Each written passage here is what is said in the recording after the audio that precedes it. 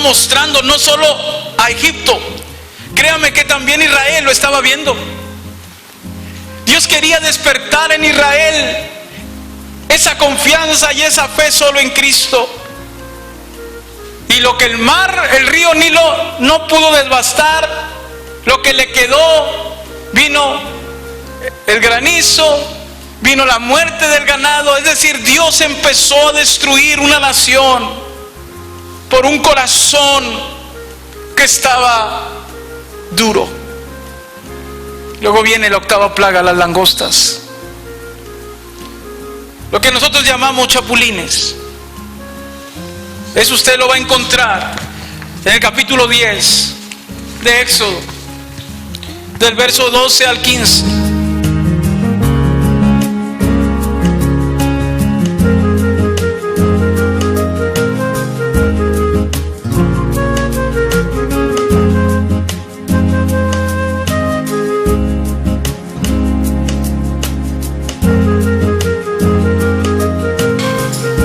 Es una bendición el poder estar aquí este día. No me voy a llevar mucho, pero ustedes saben que mi padre predica un domingo, yo predico otro y así nos alternamos.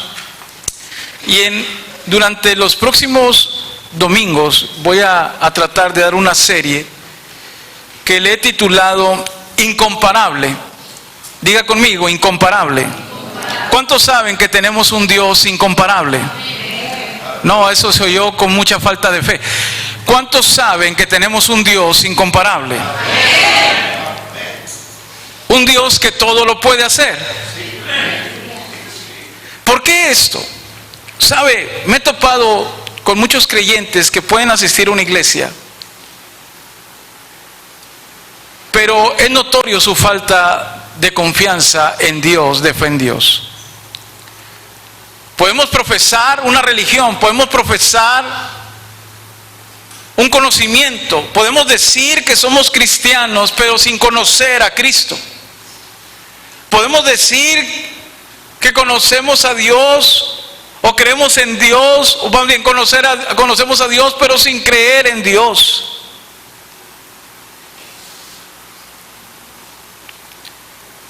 Y precisamente esto que quiero abordar en 2 o 3 semanas tiene ese destino de que usted comprenda a qué tipo de Dios o a qué Dios usted está sirviendo.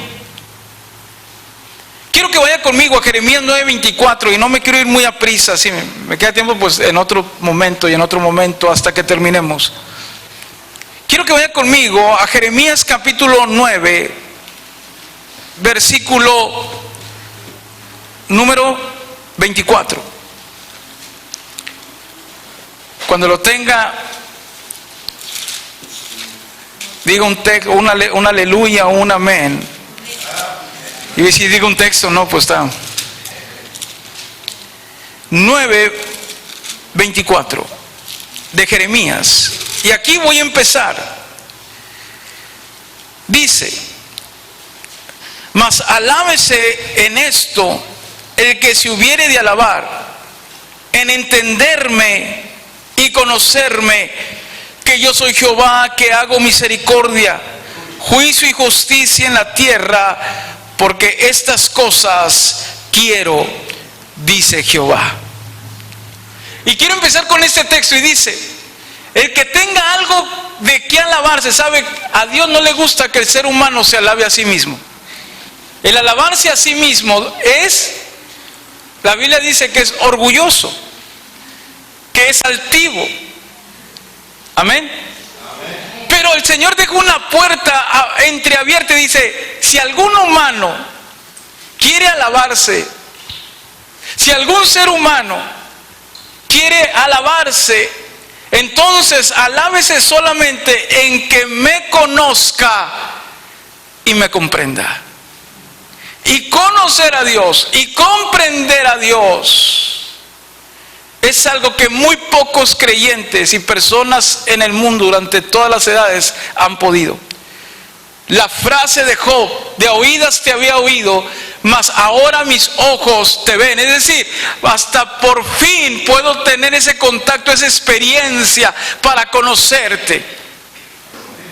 Todos los hombres en la Biblia tuvieron un momento para conocer y comprender a Dios. Hace poco alguien me decía: pastor, es que comprender lo que Dios hace es increíble. Y me decía, porque yo estaba dando Apocalipsis, y me decía: pastor, pero no entiendo cómo Dios, como si Dios ya sabe que las cosas van a suceder, ¿por qué lo permite? Y le digo: es que es un rompecabezas. Tú tienes que conocer y comprender a Dios, y para conocer y comprenderlo se requiere fe, no se requiere razón. La razón, el ser humano cuando razona sobre Dios siempre le echa la culpa de todo lo malo que pasa en el mundo,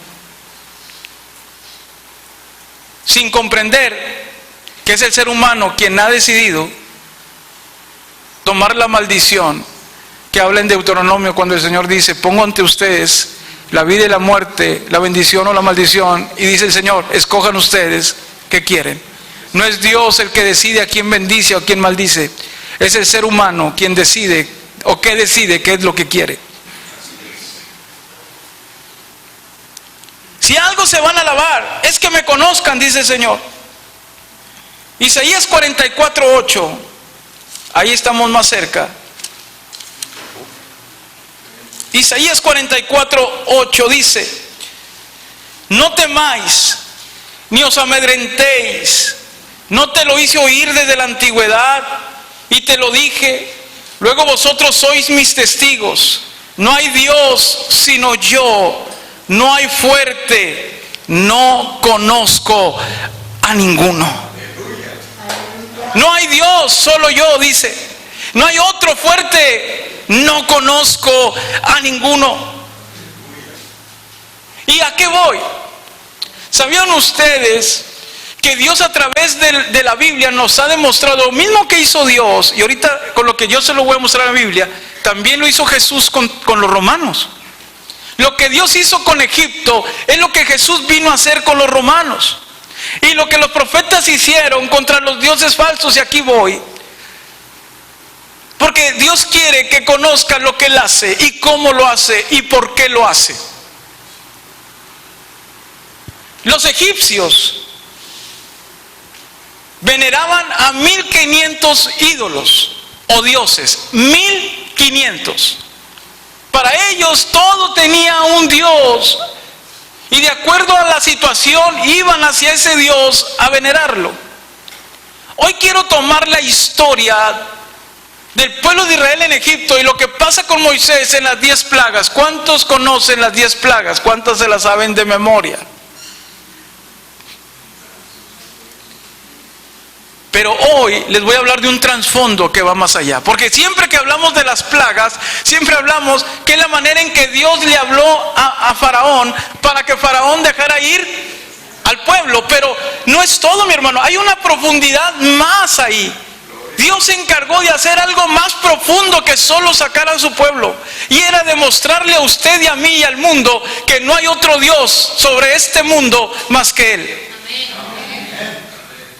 Que usted no puede inclinarse a nadie más, que usted no puede buscar ayuda en nadie más, incluso en el mismo ser humano. Su única esperanza es Jesús. Su única esperanza es el único Dios verdadero. Por eso hoy le titulé Incomparable, porque no hay nada que se pueda comparar a Él.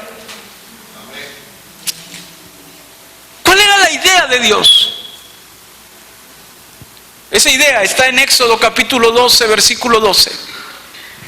Éxodo capítulo 12, versículo 12, y le voy a pedir que se vaya al libro de Éxodo y ahí se quede, porque esa será la base de lo que hoy quiero hablar y de lo que estaré hablando en los próximos días. Éxodo es el segundo libro de la Biblia, capítulo 12, versículo 12. Cuando lo tenga, quiero que lo lea conmigo a las 3. 1, 2, 3. Pues yo pasaré aquella noche por la tierra de Egipto y heriré a todo primogénito en la tierra de Egipto, así de los hombres como de las bestias, y ejecutaré mis juicios en todos los dioses de Egipto, yo Jehová. ¿Ya entendió? Digo el Señor: no solamente voy a sacar a mi pueblo, sino voy a ejecutar a los dioses que ellos tienen, a los dioses que ellos creen tener. Y entonces vamos a ver y analizar hasta donde me dé tiempo la primer plaga. La primer plaga, según lo describe la Biblia en Éxodo 7, váyase una hojita para atrás, de 19 y 20. La primer plaga es cuando las aguas se vuelven sangre.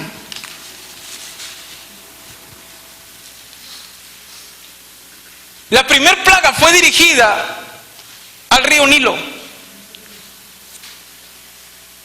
El Nilo era el corazón y la vida de Egipto. Esta nación era un desierto, así que su economía dependía del Nilo. Era su supercarretera, porque por ahí podían transitar y llegar los mercaderes y sacar sus mercancías. No había otra manera más segura que por el Nilo. Así que en el verso 19 y 20 Dios envía a Moisés y a Aarón y le dice: extiende tu mano, tu vara, y toca las aguas. Y las aguas se convirtieron en sangre, dice la palabra. El verso 21 dice que el río se corrompió tanto que los peces del río murieron. ¿Cuál era la idea de Dios? ¿Por qué el Nilo? Y aunque lo que pasó en el Nilo será igual a lo que pasará en el mundo en la gran tribulación, cuando las aguas dulces se conviertan en sangre, según la profecía, es porque Dios tenía en mente a un dios egipcio llamado Hunum. Hunum. Este dios era el encargado de cuidar el río Nilo. Era el guardián del Nilo. Era un ídolo que tenía cabeza de carnero, pero también estaba happy, y no en inglés, que es alegría. Es happy sin Y, con I latina. Happy. Happy era el espíritu del Nilo, responsable de las crecidas, de controlar las crecidas o las crecientes del río Nilo según los egipcios. También estaba otro dios vinculado con este río, que era Subdet y Setet y Admenahit, diosa guardiana de los peces y los pescadores. Todos estos ídolos que acabo de mencionar eran deidades egipcias que veneraban los egipcios, pero cuando viene Dios y las aguas se convierten en sangre, ninguno de esos ídolos pudo hacer algo. Ni el que guardaba el Nilo, ni el que guardaba las crecientes, ni que controlaba los peces y a los pescadores pudieron presentarse ante el único Dios verdadero. Y por más que clamaban a sus dioses, ninguno de ellos, de los que yo mencioné, pudieron hacer algo. Dios estaba demostrando que el Dios de Israel era incomparable. La segunda plaga se encuentra en los primeros versos del capítulo 8, y es la plaga de las ranas.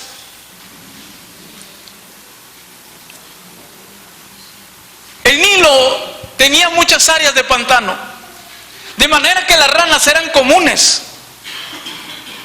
No era que las ranas salieron de repente, no, la gente conocía a las ranas. Es más, le voy a decir algo, un dato más interesante: las ranas eran tan sagradas para los egipcios que si alguien las pisaba por error, era pena de muerte el que la pisara. ¿Oyó lo que dije? Imagínense si aquí dijera: atropellas un perro y es pena de muerte. Imagínense cuántos decapitados hubiera, tanto perro que hay en México. Así que eran tan sagradas las ranas que si alguien las pisaba y estas morían, el que la pisaba era pena de muerte. Las ranas existían. El problema o el milagro o la plaga no fue el que no salieran, sino que empezaron a ser demasiadas, empezaron a crecer tan rápido demasiadas, que se contaban por miles y miles y miles y miles, que empezaron a no estar en el río como acostumbraban, sino empezaron a entrar en el palacio. Estaban en el comedor real, estaban en las casas, estaban en todos lados las ranas, estaban en las calles. Imagínense, era imposible no pisarlas. posible.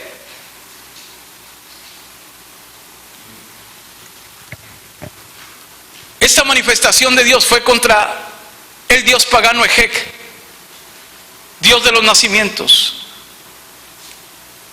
diosa de los nacimientos y esposa del creador del mundo según ellos. Era una mujer con cabeza de rana y cuerpo de mujer. Y fue contra los tres principales, Nuc, Kek y Hek, que eran presentados como hombres con cabezas de ranas, animales sagrados para ellos. Pero Dios ahora estaba demostrando que ninguno de ellos podía detener lo que Dios estaba haciendo. Que no podían detener el crecimiento o la rapidez con las que estaban saliendo. No podían detener a lo que ellos creían algo sagrado e imposible de no pisarlas. ¿Alguien ha oído una rana? ¿Lo deja dormir cuando está cerca? Ahora imagínense miles y miles haciendo lo mismo. Miles y miles por todos lados, no una cerca de su casa, 500 dentro de donde usted vive. Dios estaba golpeando, estaba bofetando a lo que ellos creían que eran dioses. Les estaba mostrando su poder para que el pueblo de Israel volviera su rostro a Él que se había perdido y voltearan a ver al único que nos puede ayudar.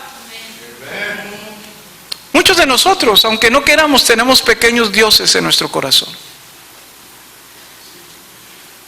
donde ponemos nuestra confianza. ¿Y sabe lo que va a hacer Dios? Le va a dar una bofetada a eso que nosotros pensamos que era nuestra esperanza, y nos va a llevar y nos va a orillar a un punto donde podamos entender que solo Dios merece el primer lugar, merece la gloria, merece mis fuerzas, merece mi reconocimiento. Muchos endiosan al trabajo hasta que Dios lo quita. Muchos endiosan las finanzas hasta que Dios las desaparece. Muchos endiosan amigos, familiares y relaciones hasta que Dios pone un... No permitas que nada fuera de Dios tome tu lugar, atrape tu corazón. Porque si eso pasa, Dios se va a encargar de hacerte conocer todo lo contrario. Ellos tenían toda su esperanza. Primero el agua hecha sangre, no pudieron. Sus innumerables ídolos del agua. Ahora, sus 4 dioses que controlaban las ranas, el animal sagrado, no pudieron hacer nada contra Dios. Pero no queda ahí. Ahora vienen los piojos. Está en Éxodo capítulo 8, versículo del 16 en adelante. Esta plaga de piojos.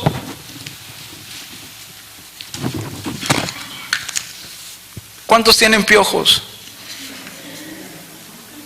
No, pues nomás se ríen, ¿verdad? Pero no.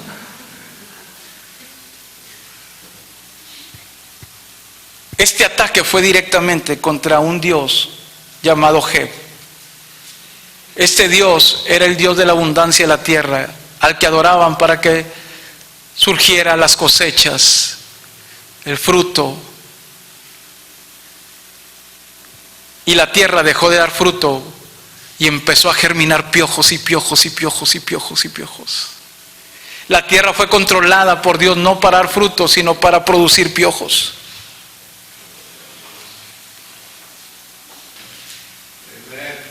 Y su dios Geb no pudo hacer nada.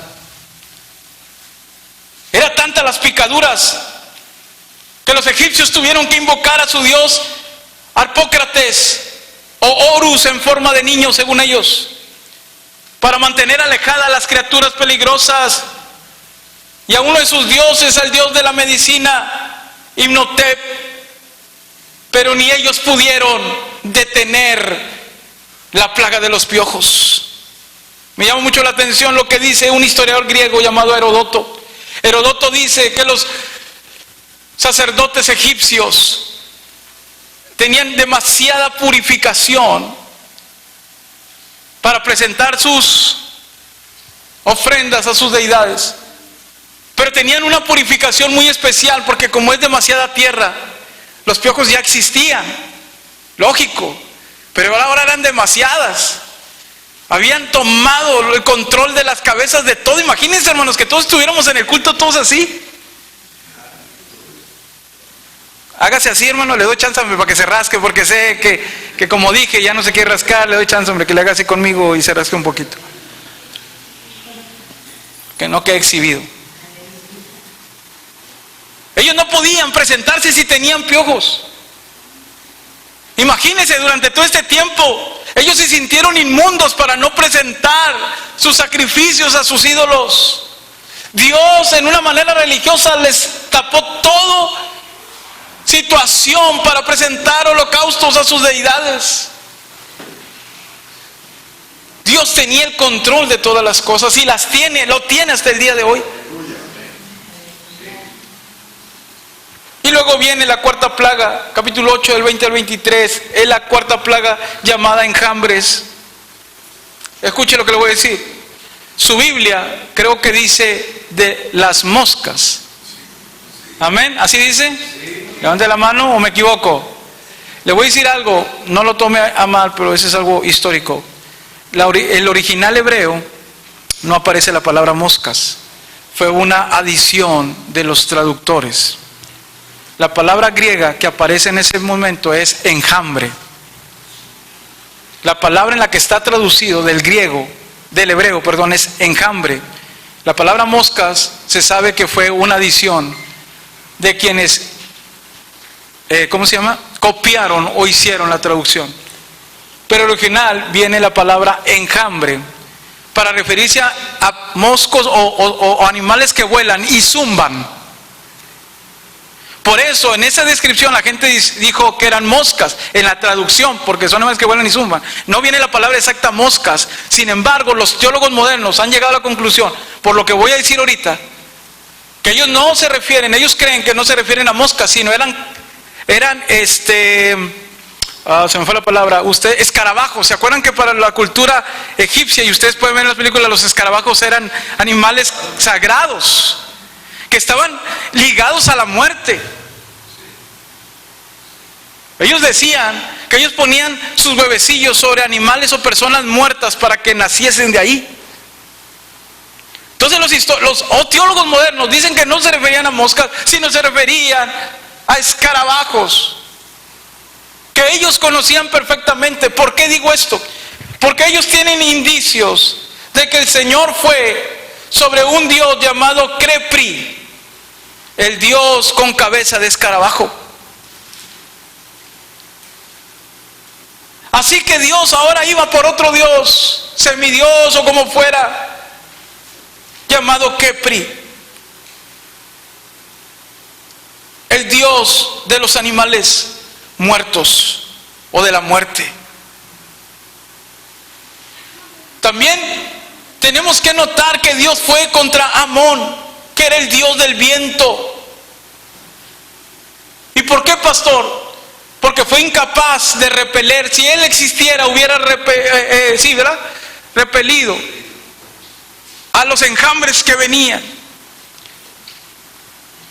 Yo me pongo a pensar, ¿qué pensarían aquellas personas que creían en esas deidades al ver que esas deidades no estaban haciendo nada? ¿Qué habrán pensado aquellas deidades que creían, o aquellas personas que creían en esos dioses y que se estaban dando cuenta que sus dioses no los estaban defendiendo? Cuando la Biblia dice que nuestro Dios va con nosotros como poderoso gigante. O dígame, ¿quién de los que está aquí Dios no lo ha defendido? ¿Cuántos de aquí nos ha defendido el Señor? ¿A cuántos de aquí nos ha ayudado? Es un Dios que cumple sus promesas. Ahora vienen estos animales y Dios se encarga de destruir lo que la gente pensaba de Crepri y de Amón. No fue solo la cuarta, viene la quinta plaga. Capítulo 9, versículo 1. Y esta plaga es la de enfermedad del ganado. Y quiero decir algo, iglesia, esta plaga tiene un significado descomunal para los egipcios porque afectó su fuente de alimento, afectó su transporte, afectó su capacidad militar, su capacidad agrícola y los bienes económicos que eran producidos por los animales. Pero dice la Biblia que aún así el corazón de Faraón permanecía insensible, inamovible. Escuche, en Egipto no solo se valoraba enormemente al ganado, sino también se consideraban sagrados. Egipto tenía muchos animales como las ranas que eran sagradas, entre ellos los toros y las vacas. Para ellos tenían un dios de la creación llamado Ptah, que está representado como un toro, a que muchos conocen como el toro Apis. Este toro era tan sagrado que dicen los historiadores que cuando moría el toro nadie lo podía tocar, aunque se estuvieran muriendo de hambre. Que cuando este toro moría, lo enterraban como si fuera un faraón y lo embalsamaban como si fuera un faraón.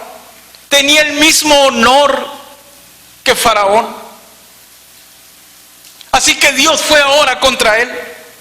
Fue también contra la diosa Tum y las diosas Nut y Neit, que estaban representadas como vacas celestiales que daban luz al universo.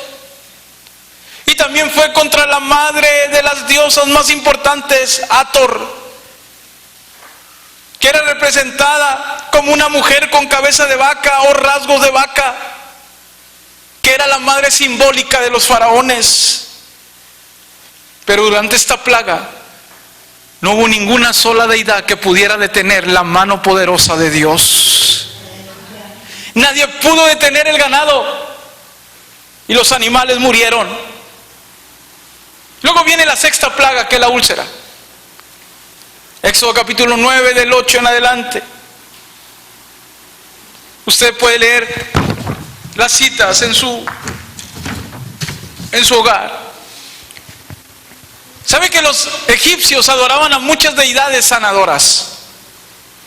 Entre ellos estaba Imhotep, que era el dios de la medicina, y Tot, que era el dios de la inteligencia y del aprendizaje médico, y también Isis, que era miembro de la Trinidad egipcia de dioses y que según ellos tenían el poder para resucitar.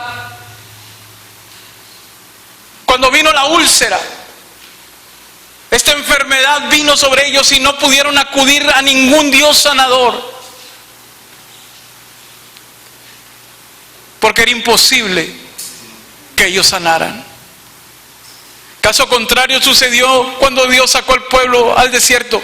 Y dice la Biblia que hubo un tiempo donde estaban tan rebeldes que salieron serpientes de fuego y los mordieron, y mientras antes de morir la orden fue: levanten una serpiente en una cruz y el que la mire será sanado. Usted y yo somos sanos solo con ver la cruz de Cristo. Somos sanos solo con ver lo que Jesús hizo en la cruz del Calvario. Isaías dice que por sus llagas somos nosotros curados. Eso de que vaya y hágase una limpia y una barrida, y que el huevo, y que una carta, y que esto y que el otro, y haga esto y 3 Aves Marías, mentira del diablo. El único Dios que puede sanar, que puede resucitar, que puede hacer lo imposible, se llama Jehová de los ejércitos. Ese es su nombre. Dios estaba mostrando no solo a Egipto, créame que también Israel lo estaba viendo.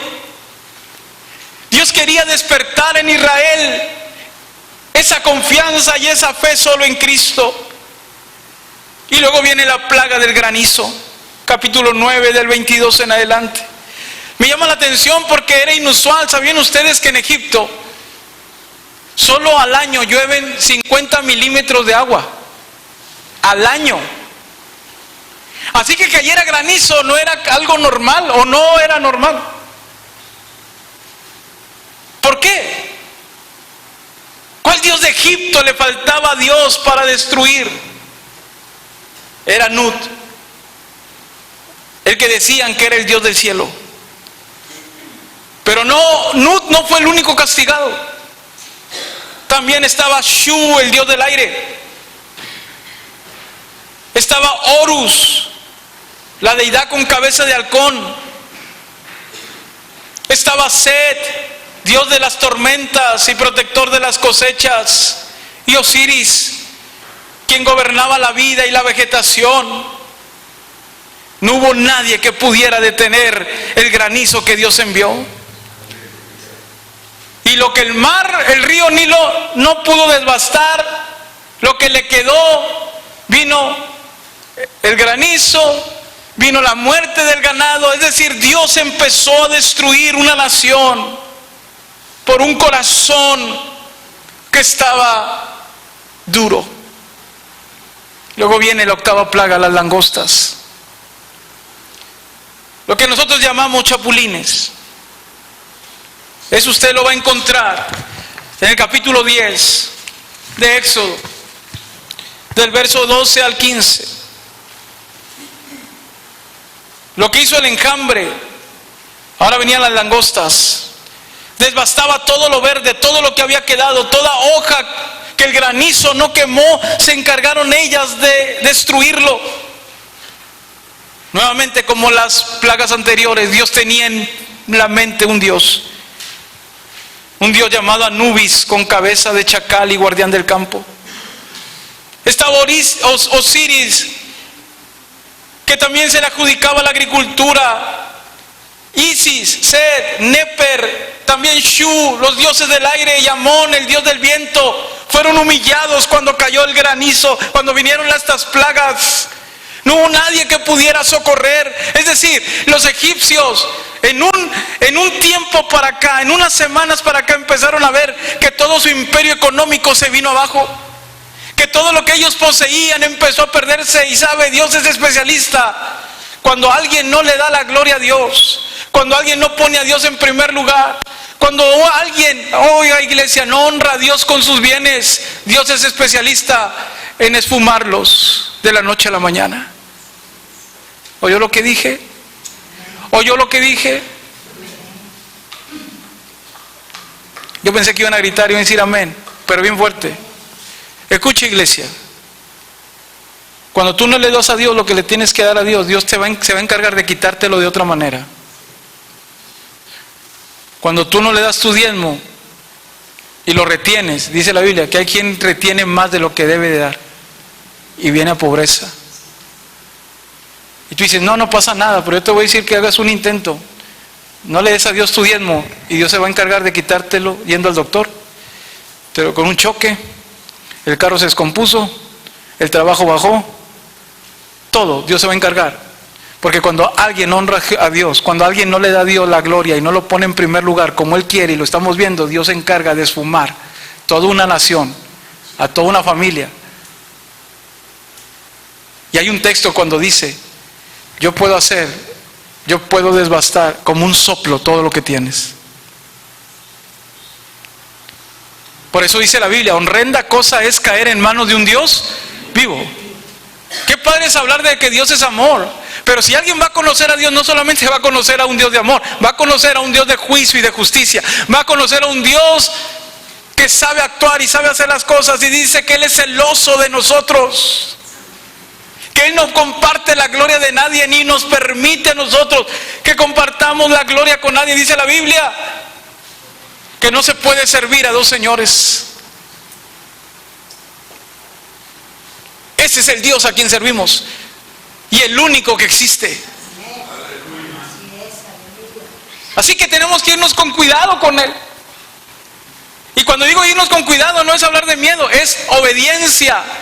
Porque Dios jamás, escuche bien, hay gente que dice, Señor, yo quiero ver tu gloria. Señor, muéstrame tu gloria. Señor, muéstrame tu bendición. Dios jamás le muestra eso a alguien que no camine en obediencia. ¿Oyó lo que dije? Hay gente que dice, pastor, yo ya tengo mucho tiempo orando y Dios no hace nada. Es que no se trata de orar, se trata de caminar en obediencia. Cuando tú caminas en obediencia, Dios se encarga de mostrarte todo lo que tiene que mostrarte y exhibir su gloria sobre tu vida y tu familia y todo lo que tienes. Pero cuando yo no camino en obediencia ni espere, que Dios puede hacer algo, porque Dios no puede ir en contra de lo que Él mismo ha dicho. ¿Cuántas nos faltan? Viene la plaga de la oscuridad. Esto me encanta cuando la estaba analizando. Está en el verso 21.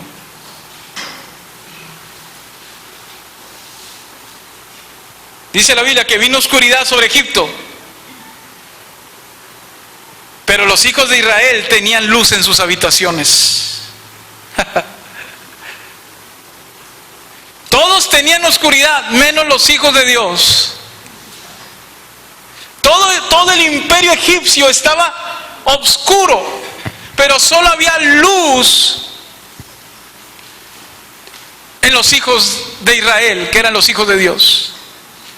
Porque para los hijos de Dios no hay oscuridad, hermanos. Jesús dijo: yo soy la luz del mundo, y el que me sigue no andará en tinieblas. Un creyente no puede andar en tinieblas. Un creyente tiene que caminar en luz. Y vino la oscuridad, 3 días totalmente oscuro. ¿Qué Dios quería hacer? ¿Qué Dios trataba de hacer? Yo le voy a decir que darle en la cabeza al principal dios de los egipcios. Tal vez los egipcios tenían la mentalidad: bueno, Nut, Seu, Iris, Osiris, nadie pudo hacer nada por nosotros, pero nos queda uno, el mero mero, y ese sí nos va a ayudar. Tal vez todos perdieron la esperanza en sus ídolos, pero todavía trataban de sacar uno más. Y era nada más y nada menos al dios más importante de los egipcios, considerados el dios Sol. Su nombre era Ra, también conocido como Amón, y tienen una connotación juntos que es Amón-Ra, la principal deidad. Varios faraones tomaron postura de sus nombres. Por ejemplo, Ramsés II utilizó el prefijo Ra antes de su nombre, Ramsés, que significa escogido por Ra. Y Tutankamón, otro de los más importantes faraones, utilizó la última parte de Amón, Tutankamón, siervo de Amón. Este era el principal dios. Ellos pensaban: pero ¿qué habrá sentido Egipto cuando el sol se les apagó y no pudieron verlo durante 3 días? ¿Qué habrán pensado? Que ni su principal dios pudo hacer algo por ellos. También les había fallado. Dios estaba terminando con todo. Pero luego viene la 10ª plaga, la que destruyó a los primogénitos. Éxodo 11 del 4 al 6. ¿Por qué los primogénitos? Yo le voy a decir por qué. La Biblia dice que Israel es el primogénito de las naciones. Eso lo dice la palabra del Señor.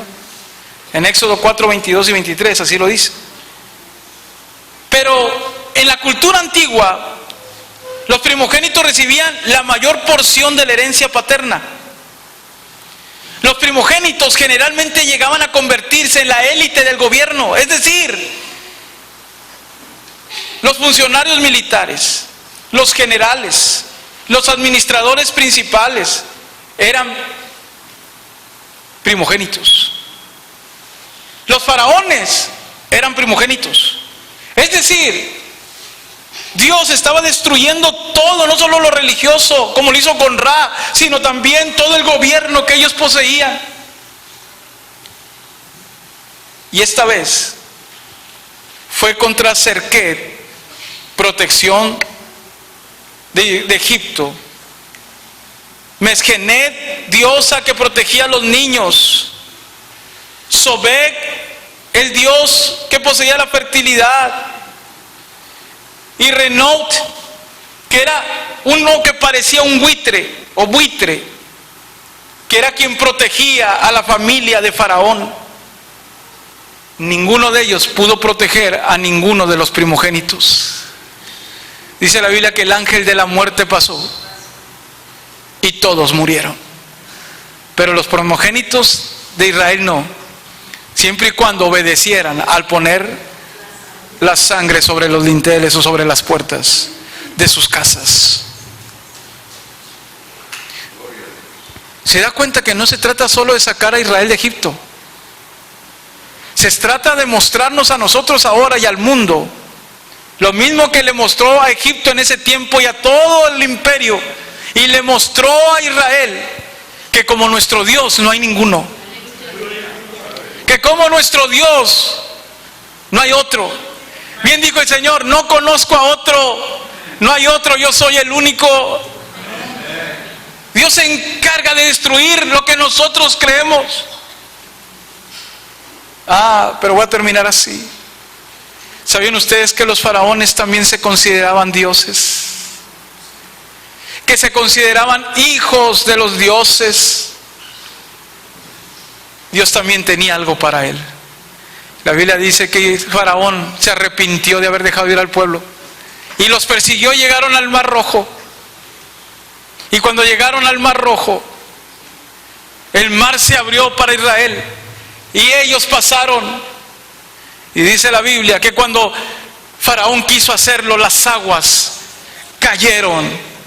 Y aquel que se consideraba un dios no pudo mantenerse, también murió. Imagínense la noticia cuando llegó a Egipto. Toda la catástrofe, y ahora su líder también había perecido en manos no de Israel, en manos de Jehová de los ejércitos.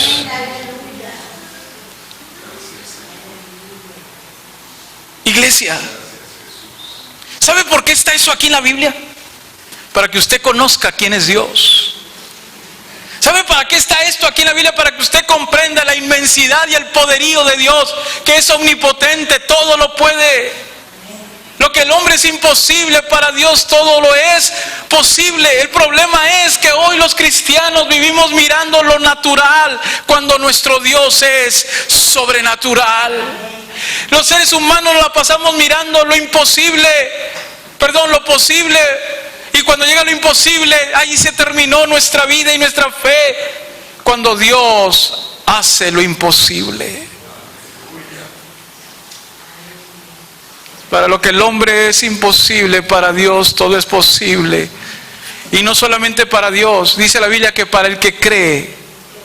¿Para el que cree en quién? En Dios, todo le es posible. El mal más grande que tiene el ser humano es la razón. Porque todo lo queremos pasar por la criba de la razón. Por eso hay creyentes que ante un problema se desesperan y han pensado hasta en quitarse la vida. Porque no hemos conocido a un Dios que puede transformar las vidas. No hemos conocido a un Dios que puede abrir el mar de oportunidades si se te cerraron en un trabajo. A un Dios que es capaz de mandar cuervos para alimentarte y darte lo que necesitas. A un Dios que si caminas en obediencia puede derribar gigantes y fortalezas que se han levantado, como pasó con los muros de Jericó. Un Dios que dejó en ridículo a los profetas de Baal y Acera cuando se encargó de descender fuego del cielo y dejó al descubierto a toda la falsedad de todos esos ídolos. Dios se encarga de pulverizar lo que la gente levanta como un ídolo. Y usted dice: pastor, pero yo soy cristiano, yo solo creo en Dios. Pero ¿qué de aquellos ídolos que están en el corazón? ¿Qué de aquellos ídolos? Y voy a terminar así. Yo hace tiempo enseñaba que cuando dice la Biblia, el primer mandamiento, ¿cuál es, mis hermanos?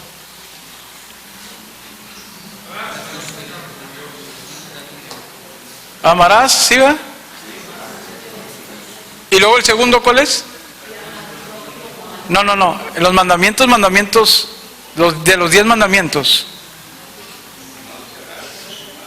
Cuando dice: no te harás imagen de ellos. Hermano, están como el Chapulín Colorado. La idea es esa, todos así agarrando como un... Hermano, no me asusten, empiecen de memoria los 10 mandamientos. El pastor le encargó una tarea en la mañana, yo le voy a encargar otra de memoria para la próxima semana, los 10 mandamientos. Y le salí barato porque no nomás son 10. Levítico nos marca 616 más o menos mandamientos. Que los 10 primeros son los que rigen lo espiritual, pero ya lo demás es otra cosa. El original dice: no te presentarás a mí con dioses ajenos. ¿Oyó lo que dije? En hebreo se lee: no te presentarás ante mí con dioses ajenos. Es decir, ahorita estamos ante Dios, amén. ¿Cómo nos presentamos? ¿Limpios o con dioses ajenos? Mire, si usted está pensando: híjole, pastor, se está tardando y ya me dio hambre, acuérdese que la gula también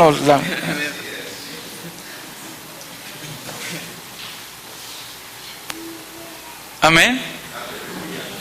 Gloria a Dios que tenemos ya los cultos seguidos.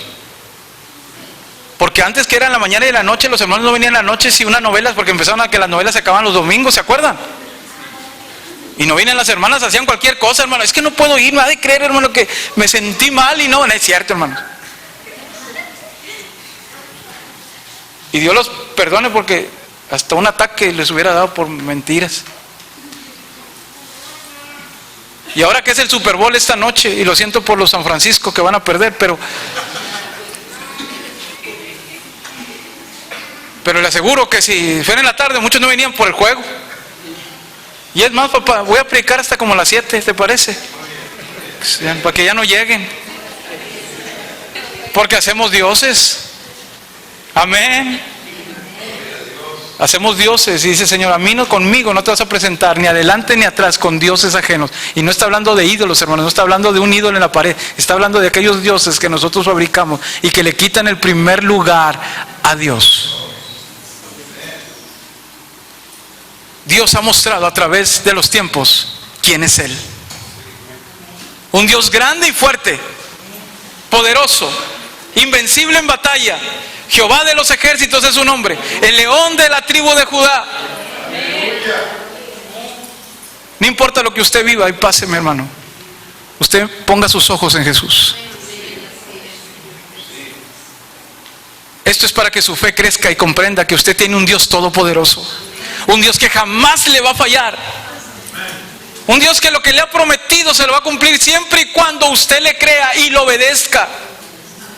Si usted le cree y lo obedece, no tiene que hacer otra cosa más que esperar lo que Dios tiene para usted.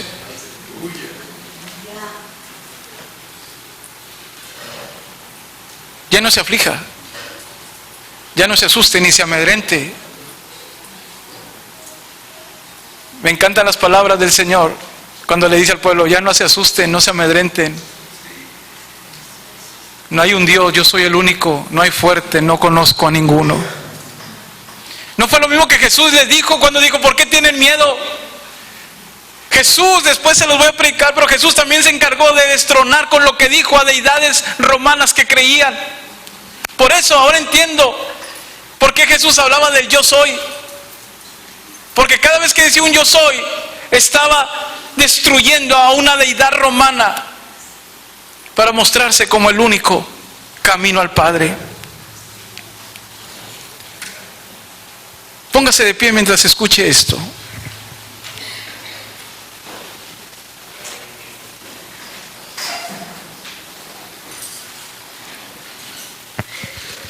Diga conmigo: mi Dios tiene todo planeado.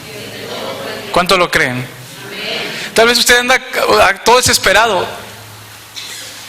Ay, ¿qué voy a hacer mañana? Y es que esto, Dios ya lo tiene todo planeado. Dios tiene todo el control. Así que cuando le habló a Moisés, ya lo había visto desde mucho. Cuando le habló a Moisés, ella tenía todo el plan. Ella sabía lo que tenía que hacer. Ya sabía lo que iba a ocurrir. Ya sabía que iba a sacar a su pueblo y lo iba a llevar a un lugar. También sabía que iba a aprovechar la oportunidad para destruir a todos esos dioses que habían levantado con falsedad. y demostrarles y dejarles bien en claro quién es Jehová.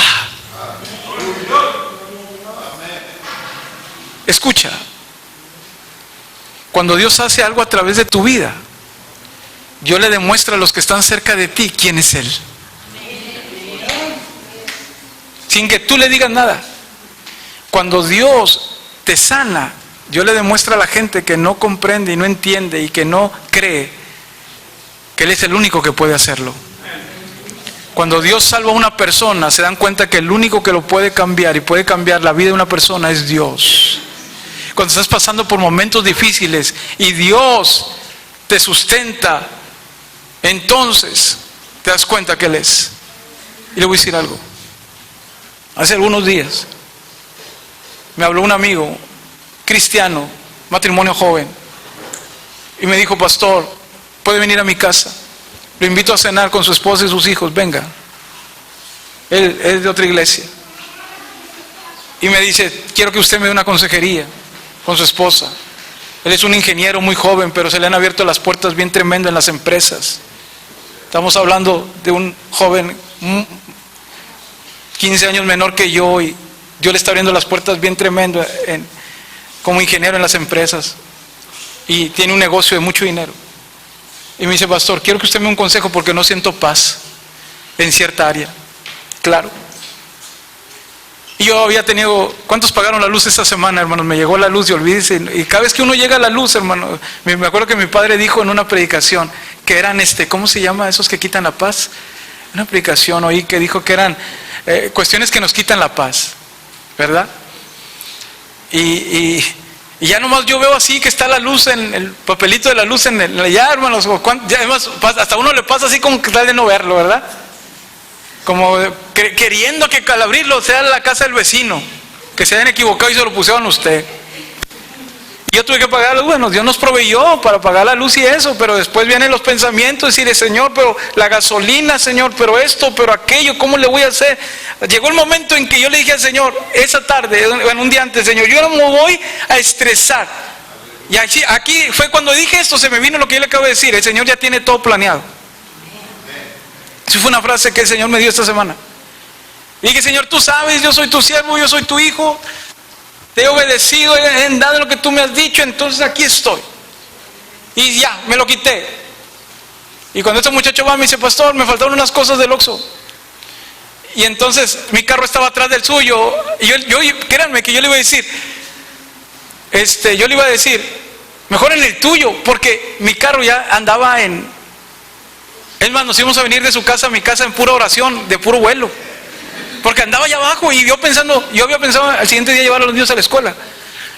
Y entonces me dice: pastor, lléveme. Y yo, ¿qué le quise decir? Pues dije: no, me voy a ver muy así. Y dije: no, sí, yo te llevo aquí al Oxxo. Y lo llevé al Oxxo, a donde vive él. Y cuando regresé, el Oxxo tenía una gasolinera. Y dijo: párese ahí.